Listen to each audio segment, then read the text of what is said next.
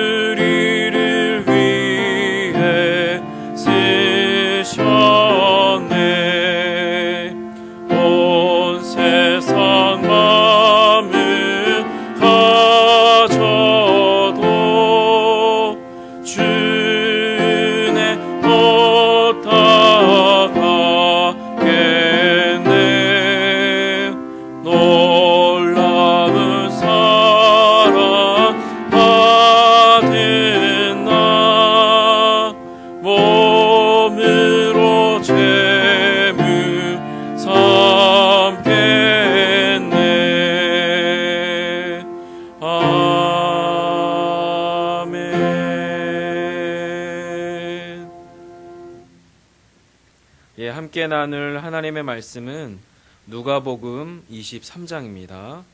누가복음 23장 1절로 12절의 말씀을 저희가 한 목소리로 함께 읽겠습니다. 네, 찾으셨으면 저희가 함께 읽을까요?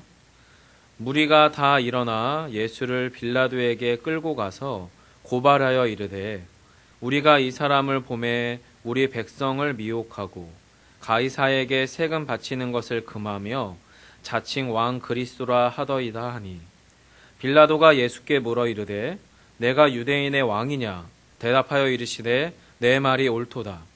빌라도가 대제사장들과 무리에게 이르되 내가 보니 이 사람에게 죄가 없도다 하니 무리가 더욱 강하게 말하되 그가 온 유대에서 가르치고 갈릴리에서부터 시작하여 여기까지 와서 백성을 소동하게 하나이다.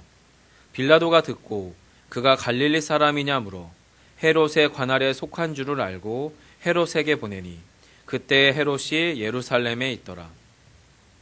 헤롯이 예수를 보고 매우 기뻐하니 이는 그의 소문을 들었으므로 보고자 한 지 오래였고 또한 무엇이나 이적 행하심을 볼까 바라던 영고러라. 여러 말로 물으나 아무 말도 대답하지 아니하시니 대제사장들과 서기관들이 서서 힘써 고발하더라. 헤롯이 그 군인들과 함께 예수를 업신여기며 희롱하고 빛난 옷을 입혀 빌라도에게 도로 보내니 헤롯과 빌라도가 전에는 원수였으나 당일에 서로 친구가 되니라. 아멘. 예수님의 재판 이야기를 여러 가지 다른 관점을 제외하고 문학적 관점으로 본다 하더라도 예수님의 재판 이야기야말로 가장 미스테리한 미결수 이야기입니다. 확실한 예수님에 대한 유죄 판결이 당시에 없었던 것 같습니다. 확실한 유죄 판결 없이 오직 불법적인 책량과 모함 속에서 여러 권력 집단들의 이해관계가 있었던 것 같아요.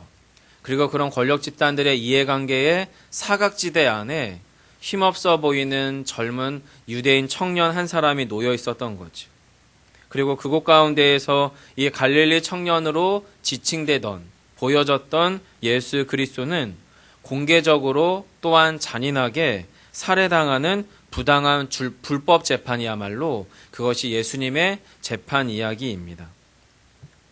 유대인들의 자민족 재판의 성격이 강했던 유대인의 공회가 있었고요. 하나의 권력 집단으로, 또 하나의 권력 집단으로는 로마의 식민지를 유대 민족들이 지금 그 당시 통치를 받고 있었기 때문에 사법 권한을 가지고 있지만 유대인들의 민족 문제에는 절대 개입하지 않는 비개입의 노선을 가지고 있었던 당시 로마 당국의 대표자로서 바로 로마인 빌라도가, 총독 빌라도의 공판이라고 하는 권력이 있었습니다. 그리고 또한 마지막 세 번째 권력 집단으로는 비유대인 권력 집단으로서 유대인의 문제에 결코 자유로울 수 없었던 당시 유대인의 왕으로, 예루살렘의 왕으로, 이스라엘의 왕으로 지칭되던 유대인의 왕 헤롯이 있었던 거죠.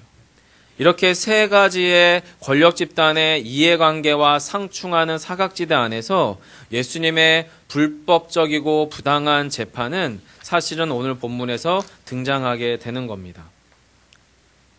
예수님의 죽음은 당시 상황상 누구의 책임도 아니었던 것 같습니다. 또한 누구도 아주 선명하게 그에게 유죄다, 무죄다라고 답을 내릴 필요도 없었던 상황이었습니다. 그래서 철저하게 자신들의 이해관계 속에서 예수라고 하는 존재는 완전히 버려질 수도 있고 또 완전히 방치될 수도 있었던 바로 세상 권력의 민낯이 매우 적나라하게 드러나던 것이 오늘 저와 여러분 읽으신 본문이라는 거예요. 그러한 천박한 권력자들의 폭력은 첫 번째 그룹으로는 유대 기득권자의 모함과 고소, 두 번째 그룹으로는 로마인의 냉담과 무책임, 세 번째 그룹으로는 비유대인 이스라엘의 왕이었던 헤롯의 불신앙과 냉소로 인해서 더욱더 맹렬해집니다. 자, 그럼 오늘 본문에 드러나는 첫 번째 권력 집단의 모습은 바로 대제사장과 유대 기득권자들의 모함과 고소의 부분입니다. 본문 2절을 한번 보시기 바랍니다. 이스라엘 백성들 중에 일부 무리가 아마도 대제사장과 서기관들의 위시한 그룹들이겠죠. 그들이 예수를 끌고 빌라도 총독에게 갑니다. 그리고 2절에서 이렇게 이야기합니다. 고발하는 거죠. 고소합니다.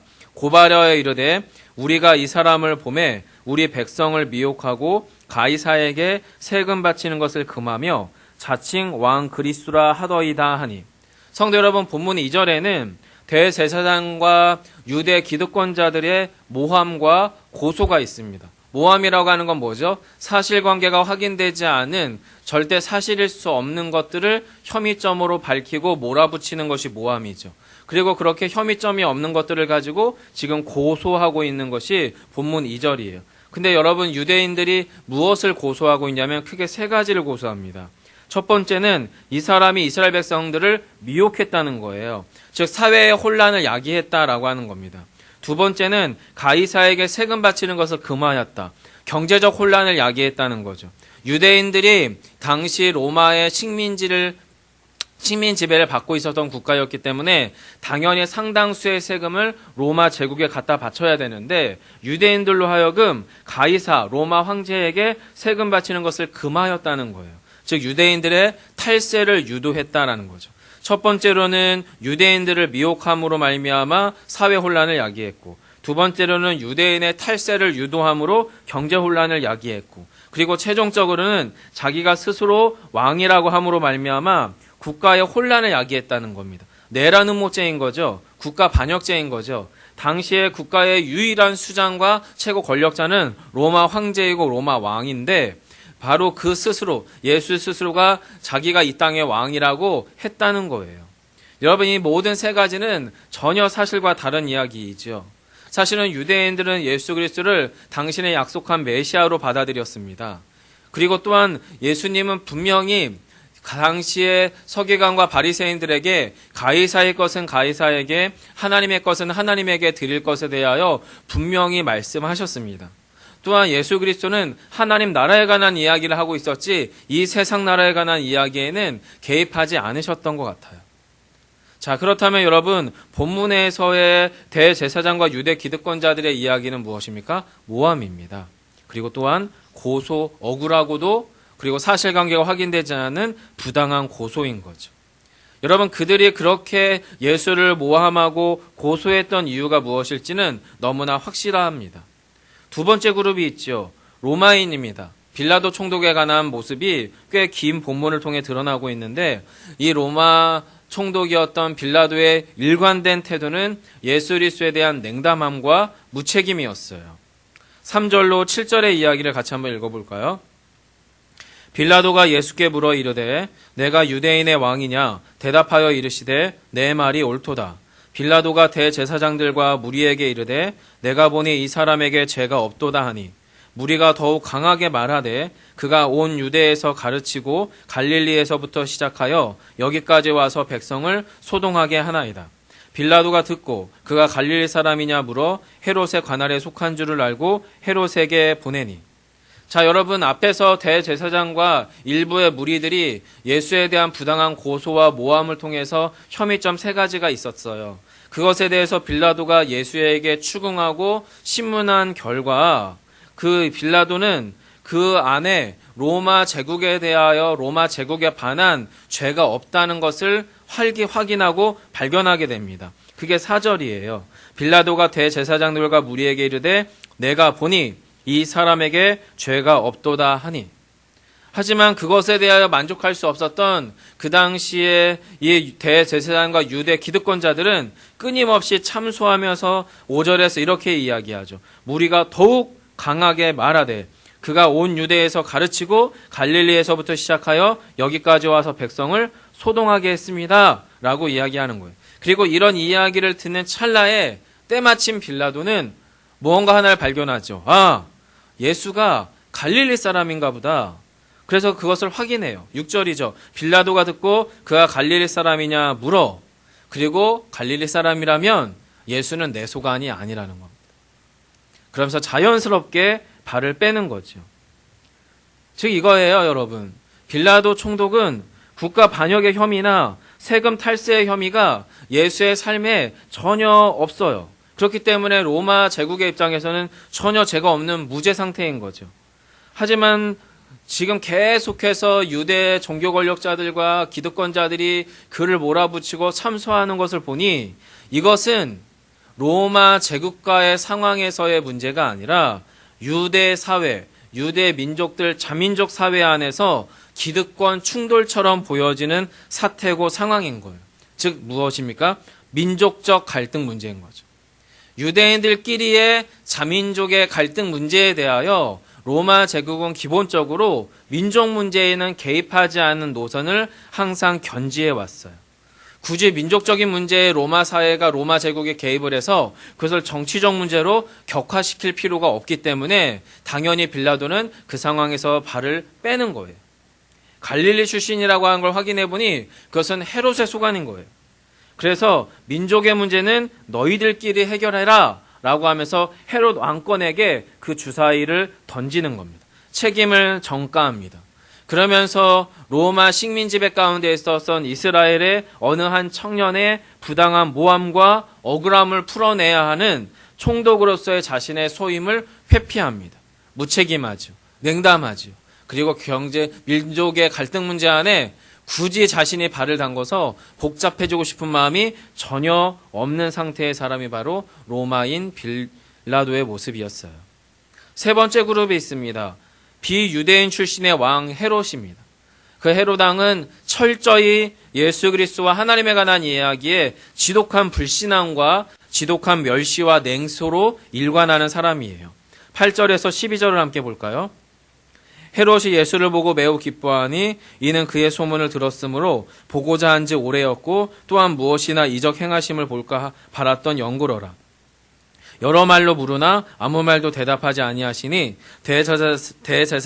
대제사장들과 서기관들이 서서 힘써 고발하더라.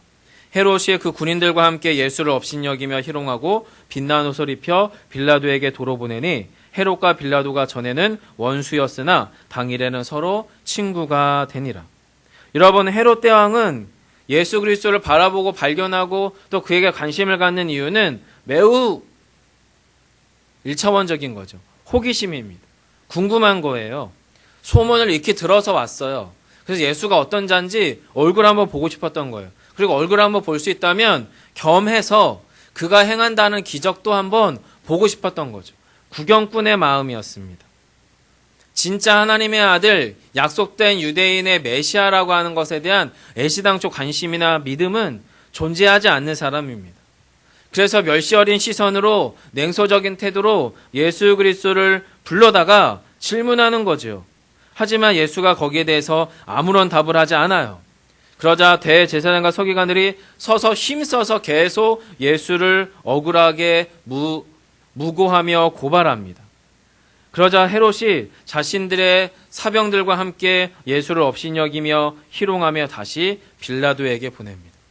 그러면서 마치 탁구장 위에, 탁구 테이블 위에 올려져 있는 탁구공처럼 이리저리 예수와 빌라도의 손 안에서 놀아나는 예수의 모습이 바로 11절에 등장을 하고, 그 가운데서 12절에서 전혀 다른 권력 집단이었던 헤롯과 빌라도가 그날 친구가 되었다라고 이야기합니다. 성도 여러분, 본문에 나타난 각각의 그룹, 각 사람의 행태는 사실 고난받는 예수 그리스도를 통해서 하나님의 구원 역사가 이 땅 이곳 가운데 이루어질 때에 사람들이 어떤 반응을 보일 수 있을지에 대한 유형을, 각양각색의 민낯과 그 유형을 그대로 보여줍니다. 어떤 유형으로 사람들이 정리가 될 수 있을까요? 첫 번째로는 적극적으로 예수를 대적하고 저항하는 존재들이죠. 예를 들어 대제사장과 서기관들과 같은 유대 종교 지도자들 또는 그 당시의 종교 권력자들이었습니다. 그들은 여러 가지 이유들로 이합집산합니다. 여러 가지 동기들로 때로는 원수가 되기도 하고 때로는 친구가 되기도 합니다. 하지만 결국에 그들이 한 가지로 함께 집단적으로 예수를 대적하고 저항할 수 있었던 결정적인 이유는 예수로 말미암아 자신들이 잃어버릴 수 있는 것이 있다는 것을 알고 있기 때문에 그래요. 자신들이 잃어버릴 그 어떤 이익들, 자신들이 잃어버릴 그 어떤 기득권을 포기할 수 없는 존재들이기 때문에 그렇습니다.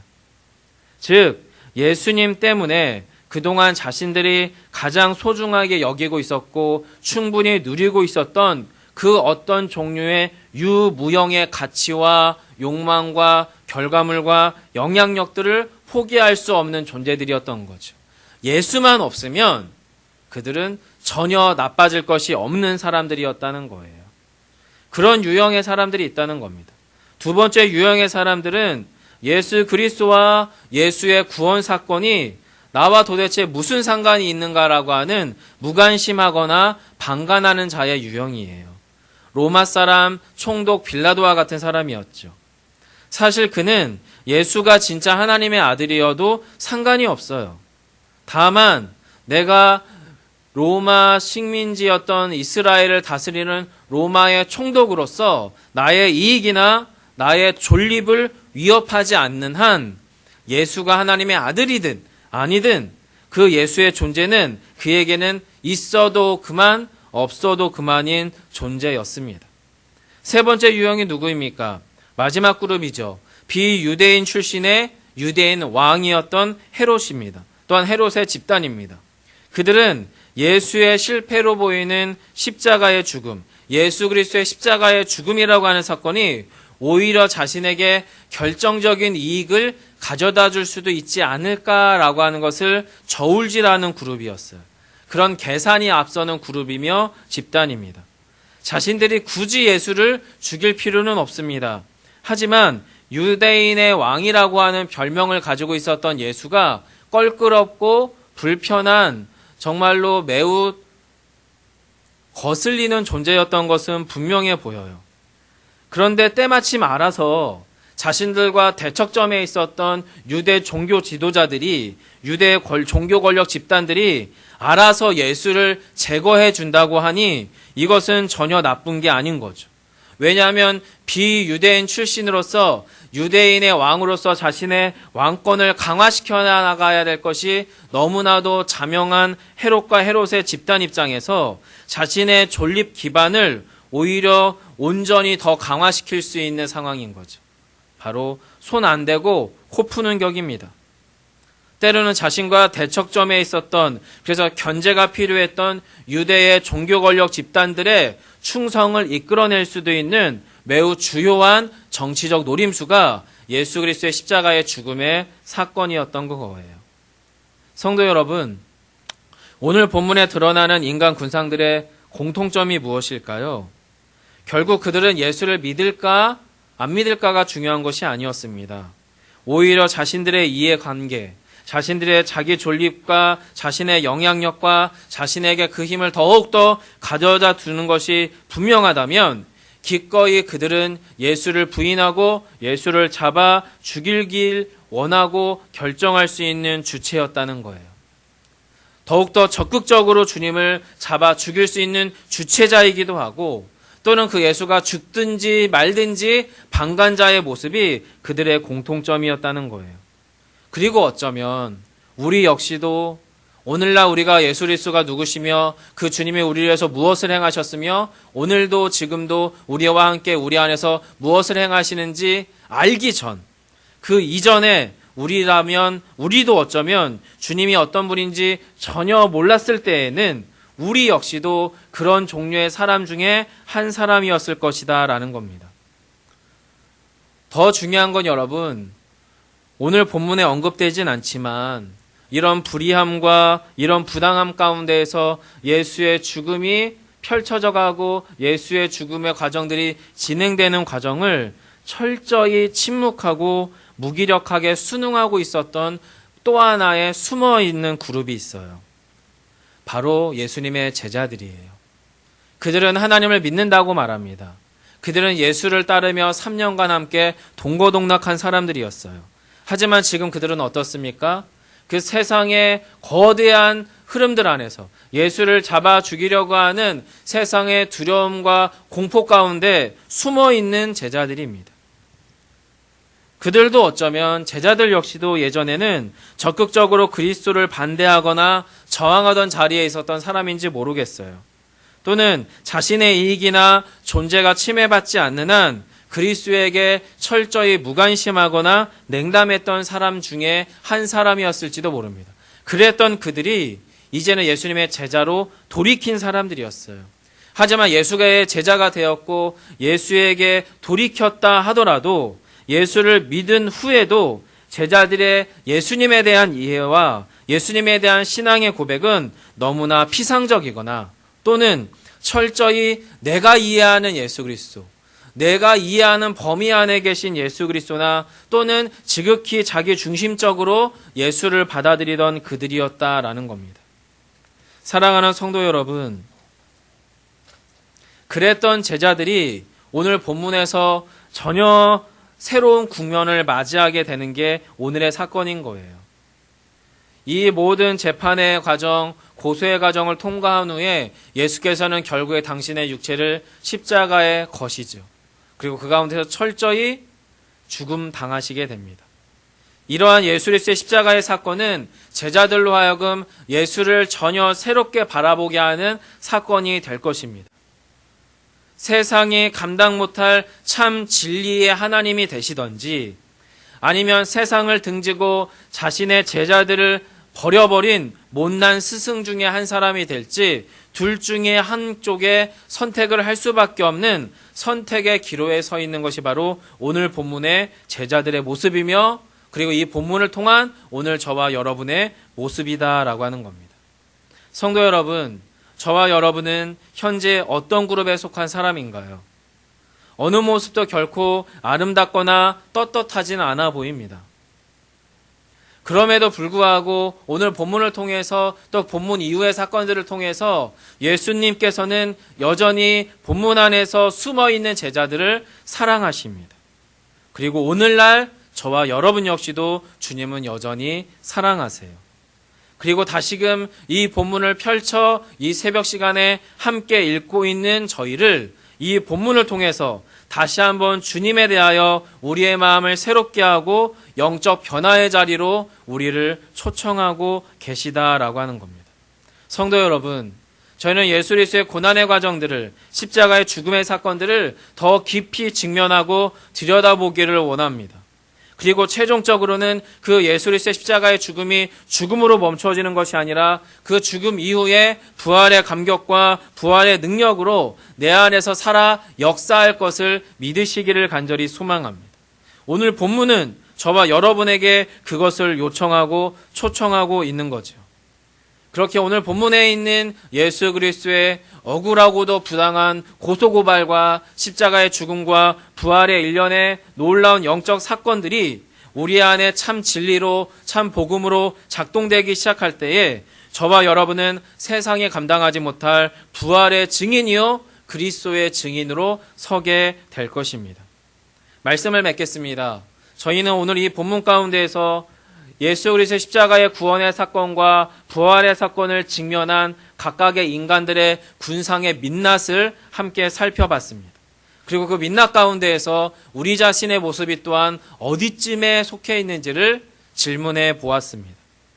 비록 저희가 예전에는 그런 인간 군상 가운데에서 부당하게 예수를 저항하거나 또는 예수에 대하여 방관하거나 또는 자기의 이해관계 안에서 예수를 저울질했던 우리였을지라도 이제는 지금은 놀라운 십자가의 부활과 그리고 놀라운 십자가의 사랑과 부활의 역사 안으로 들어가서 그 부활의 약속이 그 십자가의 구원의 약속이 바로 나의 것임을 믿음으로 고백하고 믿음으로 나아가는 저와 여러분 되시기를 간절히 소망합니다.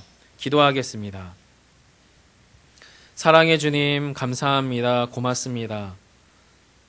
이 땅 가운데 힘없는 목수의 아들로 오셨고 갈릴리의 무명의 청년으로 세상 권력 집단 안에 내던져짐으로 자신들의 철저한 이해관계 안에서 예수의 죽음은 누구의 책임도 아닌 예수의 죽음에 대한 답을 굳이 내리지 않아도 될 세상 권력의 민낯이 오늘 본문 가운데 드러납니다. 그리고 그것은 철저히 하나님의 아들 예수 그리스도를 내가 지금 세상이 어떻게 바라보는가라고 하는 질문과 맞닿아 있음을 봅니다.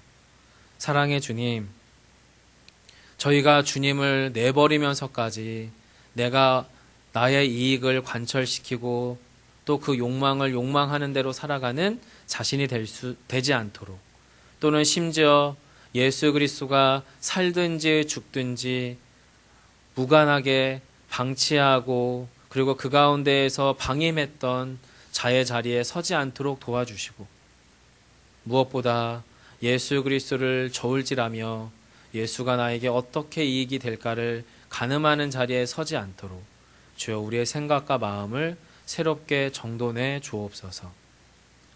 오늘의 코로나의 상황으로 계속되어지는 우리의 길고 긴 어둠의 터널과 같은 지금의 이 시간일수록 더욱더 순전히 예수가 어떠한 분인지 마음 깊이 깨닫고 우리의 영혼 깊숙한 곳에서 참으로 예수를 사랑하고 예수를 고백할 수 있는 오늘 한날을 살아가는 저희 모두가 될 수 있도록 주여 저희에게 은혜와 사랑으로 덧입혀 주옵소서. 예수님 이름으로 기도합니다. 아멘. 하늘에 계신 우리 아버지여 이름이 거룩히 여김을 받으시오며 나라의 임하옵시며 뜻이 하늘에서 이룬 것 같이 땅에서도 이루어지이다. 오늘날 우리에게 일용할 양식을 주옵시고 우리가 우리에게 죄 지은 자를 사하여 준 것 같이 우리 죄를 사하여 주옵시고 우리를 시험에 들게 하지 마옵시고 다만 악에서 구하옵소서. 대개 나라와 권세와 영광이 아버지께 영원히 싸움나이다. 아멘. 함께 나눌 기도의 제목입니다. 우리가 현재 어떤 형편 중에 있을지라도 하나님은 진실로 선하고 의로우심을 믿습니다. 모든 상황을 다스리시는 주님께서 지금의 어려움 중에서도 합력하여 선을 이루어 가심을 온전히 기대하며 소망하길 위해서 기도하시고요.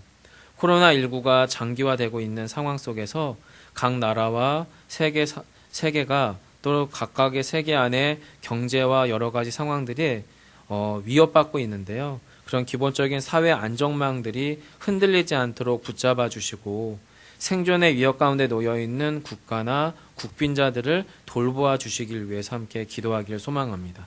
또한 우리의 가정과 이 땅의 백성들의 삶을 붙잡아 주시기를 코로나의 위협 속에서 모든 것이 멈춰버린 듯한 경제적, 사회적, 관계적 위기 속에서 사랑과 믿음이 가득한 우리의 삶의 자리가 될 수 있도록 새로운 삶의 국면이 된 영상 예배, 개인 큐티와 기도 생활 이 모든 것 가운데 힘을 다하여 실제로 예수로 인해 살고 예수와 더불어 사는 우리의 삶이 될 수 있도록 함께 마음을 모아 이 기도 제목들을 따라 기도하신 후에 우리의 삶의 일상으로 돌아가겠습니다.